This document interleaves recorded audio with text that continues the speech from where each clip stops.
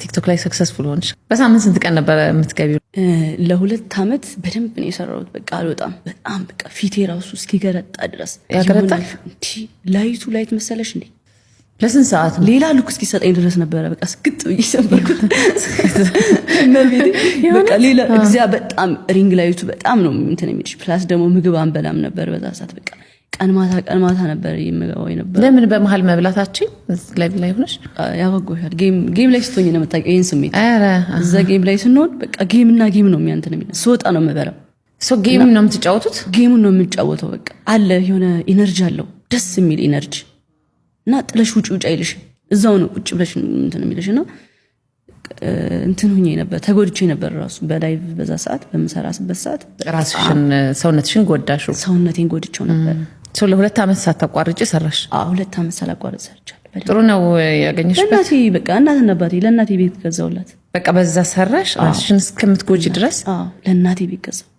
ምን ነበር የምታስቢው? ለናቴ ቤት ያስፈልጋታል ያ ነው ነሰሲቲዋ ብለሽ ነበር የምታስቢው? እንደ አላማ አድርገሽ ወጣሽ? አላማም ነው እና ይሄ ቤተሰቦችን ወደዚህ ማምጣት እፈልጋለሁ። ይሄ የኔ አላማ ነው። እኔ መጥቼ እነሱን መሳብ እፈልጋለሁ። ገባሽ? እንደው እግዚአብሔር ካሳካልኝ በቃ ለቤተሰቦች ቢገዝቼ እዚህ ነው ማመጣቸው። በዛ እድሜ ገርም ነው። ትልቅ ኃላፊነትም ነው። የአሁኑ ወጣቶች ደግሞ እኔን የሚያዩኝ ከሆነ ለእናትና ለአባታቸው ጥሩ ነገር ቢያደርጉ፣ ቤት እንኳን ባይችሉ መመረቅ የሚችሉበትን ነገር ቢያደርጉ አይውሽ በቃ መመክራቸው ይሄንን ነው። በእናትና በአባት መመረቅ ማለት እመኚኝ የሚዬ እነሱ ወደፊት ባይኖሩም እንኳን ህይወትሽ ሰክሰስ ይሆናል። ስኬታማ ህይወት ትኖሪያለሽ። ተመርቀሻል። እናትና አባትሽ አይዘንብሽ። ቤተሰብ ካዘነብሽ ጥሩ ህይወት አይኖርሽም። የእውነት እግዚአብሔርን ማየት እናውቀዋለን። በምስል ያሉት እኮ እናትና አባቶቻችን ናቸው እኮ። እናትና አባቶችሽን ሳታከብሪ እግዚአብሔርን እናውቀዋለን እንዴ?